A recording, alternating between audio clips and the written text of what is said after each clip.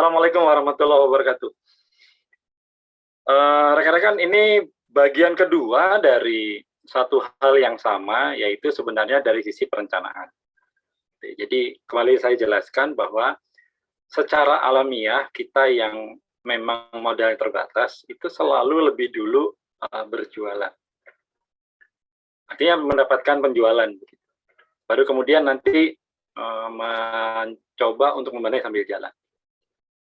Beberapa dari kita itu memiliki sumber daya yang memungkinkan sebelum melangkah terlalu jauh dilakukan penataan ulang yang memang harus dilakukan, yang tadi tidak sempat dilakukan di awal. Belajar tentang positioning, tentang kompetitor gitu ya. Jadi sambil jalan mereka mendalami. Ada juga rekan-rekan kita yang terlalu asik dalam kesibukan menjual gitu ya, sehingga tidak memberikan waktu yang cukup untuk memetakan dasar fundamental ini. Kedua-duanya benar, hanya saja nanti hasilnya yang di perjalanan yang membedakan. Mereka yang banyak fokus pada penjualan dan tidak memberikan perhatian yang cukup kepada fundamental bisnis, biasanya nabrak-nabrak. Ada rekan yang dia tidak belajar tapi bisnisnya bagus banget gitu. Bisnisnya luar biasa berkembang, tidak pakai keuangan, semua ingat. Ada juga yang seperti itu. Ya, di Batam juga ada rekan yang dianugerahi oleh Allah photographic memory ya. Jadi dia ingat betul siapa punya hutang berapa, apa, detail dia ingat. Sehingga dia tidak memerlukan catatan keuangan misalnya atau software gitu ya. Dan itu belum bisa berkembang hingga kemudian rekan tersebut sakit digantikan oleh putra-putranya yang tidak dianugerahi dengan keunggulan yang sama. Jadi akhirnya ya kerepotan juga menata gitu. Yang kedua, biasanya kita melihat karena fokusnya segera menjual, kita melihat pesaing atau kompetitor adalah mereka yang melakukan bisnis sama dengan kita. Namun dalam banyak hal, setelah saya mendalami, saya membantu beberapa ini bertemu ya tentang perkembangan kan. Jadi bisnis itu selalu trennya adalah di awal kesulitan melakukan penjualan, sulit banget gitu ya. Nah tiba-tiba dia nembus, berhasil. Nah setelah berhasil dia mentok, dia bingung, dia ini namanya glass ceiling, dia nggak bisa ngapa-ngapain, dia hanya bisa setelah dia bergeser. Nah naik lagi ketemu lagi ceiling di atas. Jadi ini prosesnya memang seperti itu. Jadi pada satu titik sumber daya kita, pengetahuan kita, pengalaman kita memadai untuk mencapai penjualan atau skala usaha yang pada level ini, tapi setelah mentok ya nggak bisa, dia harus geser. Nah geser ini sebenarnya sama dengan di awal. Yang diperlukan adalah melihat kembali fundamental bisnisnya. Biasanya terkait dengan operasional atau terkait dengan pemahaman market atau segmen. Nah, itu yang kemudian banyak sekali dihadapi oleh rekan-rekan UMK gitu. Mereka yang mau mulai. Nah, karena itu sekarang atau besok, kan kalau rekan-rekan konsisten dengan, maksudnya istiqomah dengan bisnisnya menjual, rekan-rekan akan menemukan masalah itu. Hari ini diabaikan tidak masalah, tapi insya Allah begitu mau naik gitu ya, naik kelas gitu, itu akan muncul. Dan pada saat itu lebih berat biasanya karena pada saat bersamaan skala bisnis sudah meminta perhatian yang lebih. Yang ketiga adalah bahwa sebenarnya kita bisa melakukan sendiri pemetaan tadi ya, tentang kompetisi, tentang strategi gitu ya. Hari ini kita akan belajar bagaimana kita akan memetakan siapa sih kompetitor kita gitu. Kalau saya udah siapkan slide, cuman nanti takutnya terlalu lama. Jadi begini rekan-rekan, saya sering yang saya gunakan adalah antara Bluebird dengan Grab. dengan yang sekarang ada itu Gojek ya. Gitu, walaupun Gojeknya menggunakan Gojek Car, yang terkenal adalah Grab-nya. Gitu. Nah, Bluebird adalah perusahaan taksi. Dulu pesaingnya adalah sama perusahaan taksi. Ada Kostijaya dan sebagainya. Saya lupa lagi di Jakarta itu, contoh di Jakarta ya, itu sangat besar begitu. Sehingga cara Bluebird menghindari persaingannya ketat adalah dengan menjadi semakin besar, gitu, sangat besar sehingga tidak bisa diikuti oleh yang lain. Ini memberikan keuntungan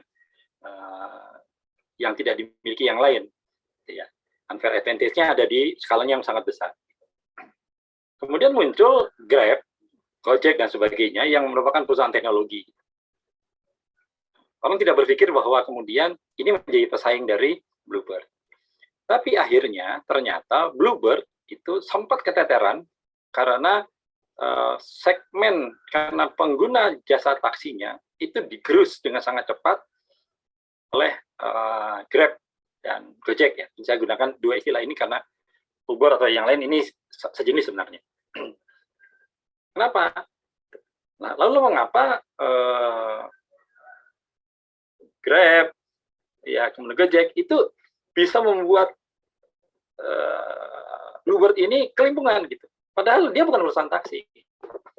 Dari sana saya menemukan bahwa, nah ini saya jelaskan kepada rekan-rekan bahwa pesaing itu tidak mesti perusahaan yang sama.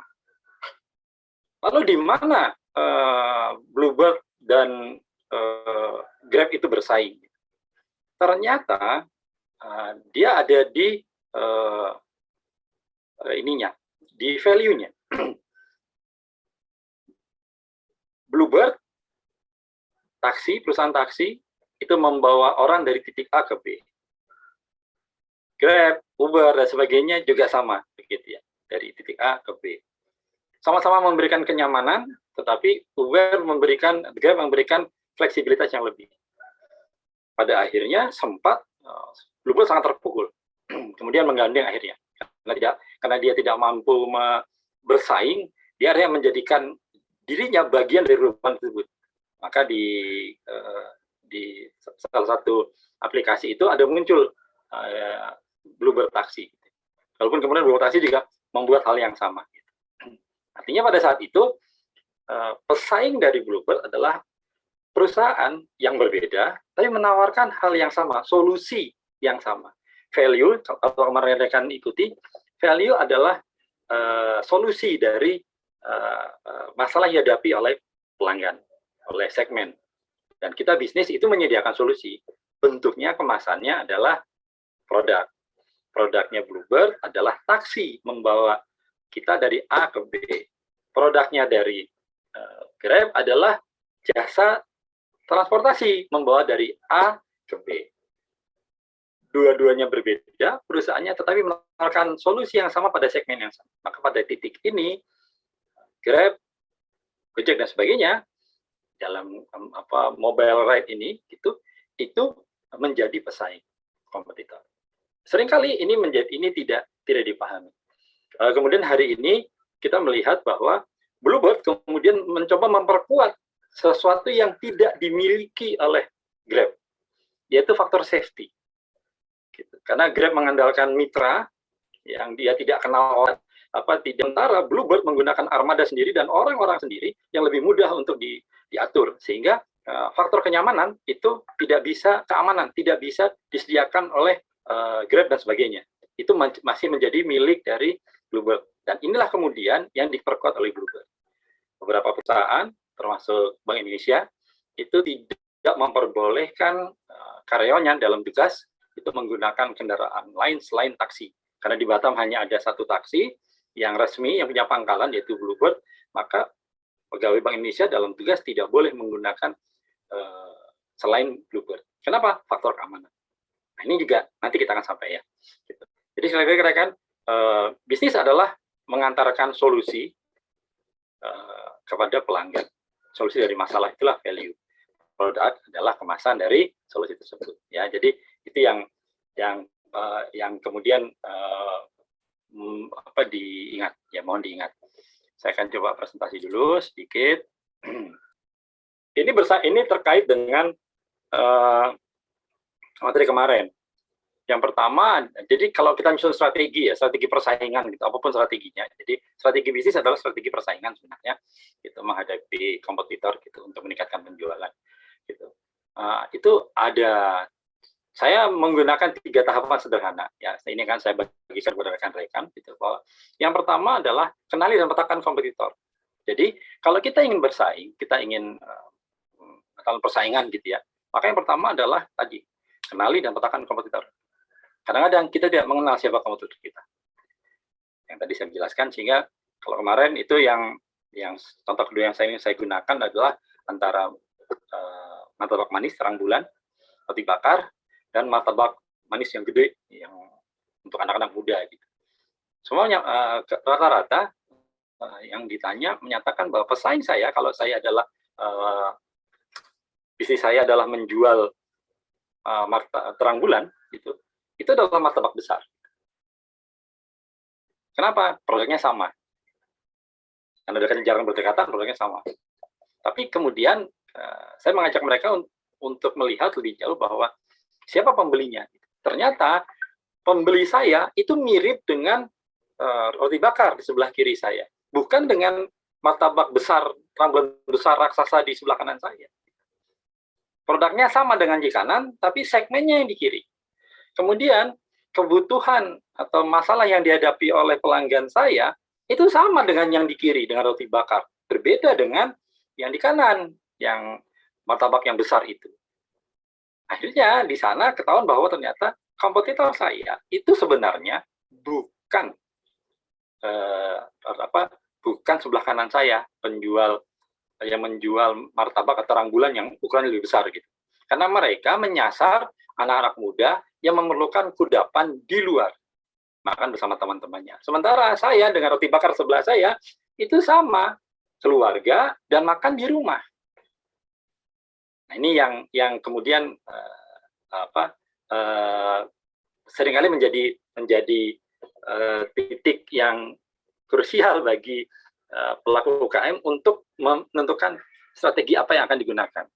Karena sekali lagi bahwa kalau kita tidak bisa mengenali kompetitor kita, maka kita bisa jadi bersaing dengan orang yang salah. Saya sibuk bersaing dengan martabak yang besar, ternyata saya justru digerogoti oleh roti bakar sebelah saya. Yang kedua, setelah itu petakan peluang dan ancaman. Setelah kita mengenali kompetitor, kita mengenali aspek-aspek dari kompetitor, ya, kita samakan dengan yang punya kita, baru kita lihat di mana peluangnya, di mana ancamannya. Dalam bahasa yang lebih umum adalah SWOT gitu ya. Ini SWOT itu juga proses yang agak rumit, tapi saya coba sederhanakan dengan satu lembar gitu. Petakan peluang dan ancamannya. Ini apa nih peluang yang bisa saya miliki, ancamannya gimana? Posisi apa yang diancam bisnis saya dari komputer sebelah kiri? Apa yang diancam oleh komputer sebelah kanan? Nah, ini nanti bisa dilihat. Kemudian setelah itu baru setelah kita kenal komputer kita bisa mengenali peluang dan ancamannya, baru kita menetapkan strategi. Strategi apa banyak itu? Strategi marketing, strategi promosi, strategi penjualan, strategi keuangan, gitu ya. Customer acquisition-nya atau menambah pelanggannya itu strategi berbeda-beda.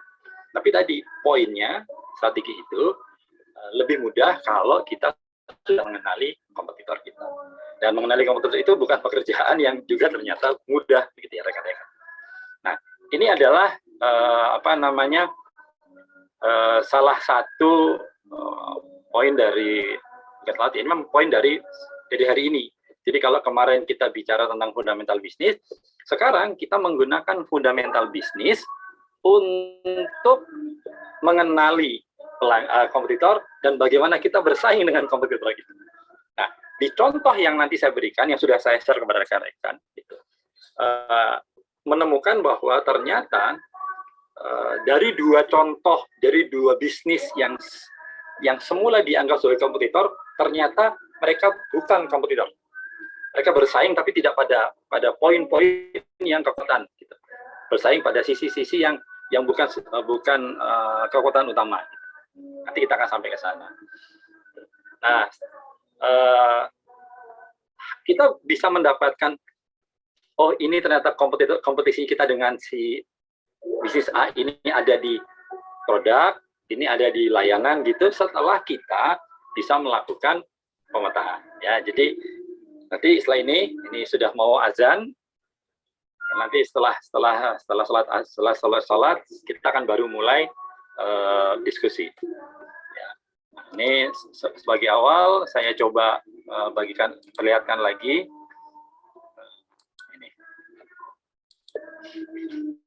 Nah ini adalah lembar, ya,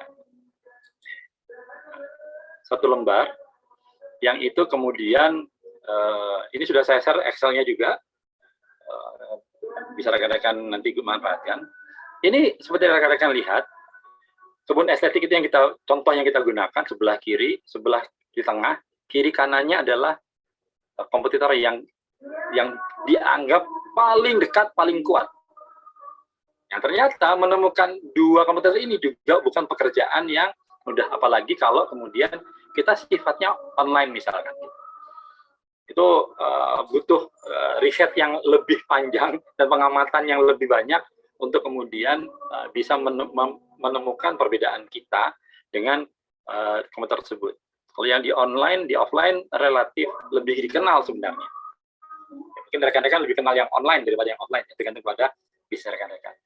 Nah, kita gunakannya juga sama seperti ini. Definisinya apa di kebun estetik ini, kemudian kita definisikan kira-kira versi kita, ini kompetitor kita yang di kiri ini apa definisinya, dia tuh bisnisnya apa sih kan gitu, sebelah kanan apa. Kemudian kita lihat produknya, kita bisa stalking gitu ya, kita lihat gitu ya. Oh, produknya apa, sama enggak.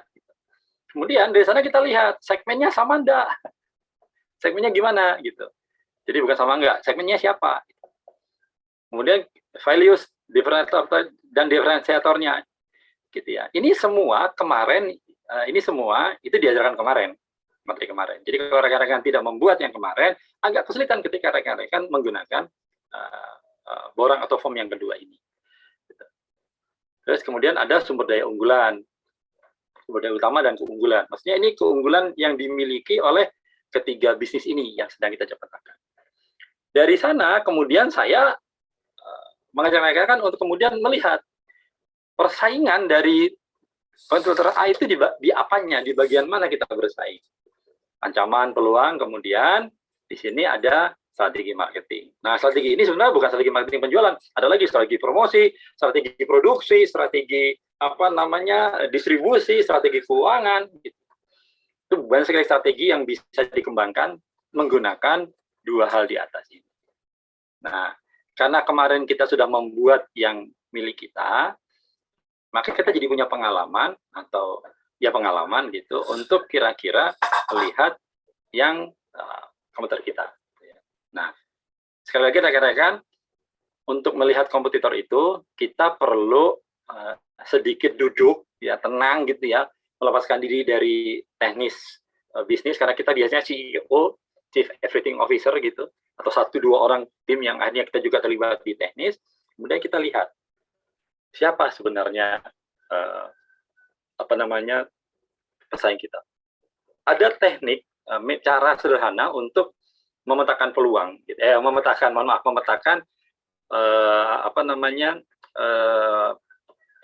kompetitor. Jadi untuk memastikan bahwa kompetitor kita memang itu ya ada teknik sederhana sebenarnya yang bisa dimanfaatkan. Memang tidak disampaikan di sini.